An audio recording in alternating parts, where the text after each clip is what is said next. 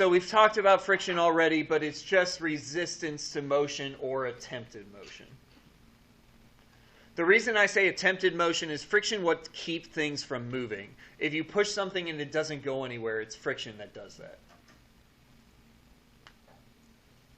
So that's what friction is. There are two types of friction. They're called static and kinetic friction. Static is stationary friction, which prevents motion.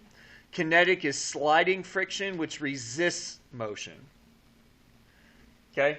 So kinetic friction is for things that are already moving. Static friction is for things that are at rest, mostly. There's a couple of weird static examples that we're not going to get into. But static friction is what's responsible for things that are at rest. There's some things that are moving that are also at rest that don't seem like they're at rest, but they are moving, but they're not. There's some weird examples. We're not going to worry about them. We're just going to worry about static is object at rest, trying to move it, but it doesn't. Kinetic is an object that's moving, and you're sliding it along the ground. Okay? And lastly, what causes friction at a microscopic level? All surfaces are rough, and they rub on against each other. So every surface that you encounter is a rough surface. And you're saying to yourself, Mr. B, that's not true. I'm feeling this desk, and this desk feels fairly smooth. Okay, first of all, it may feel smooth, but there are some rough spots. You can feel bumps and stuff like that in it too. You can feel scratches or areas where it's a little deeper. And on top of that, I'm not talking about like if I look really close with my eyeball. I'm talking about if I look really close with a magnifying glass or something like that.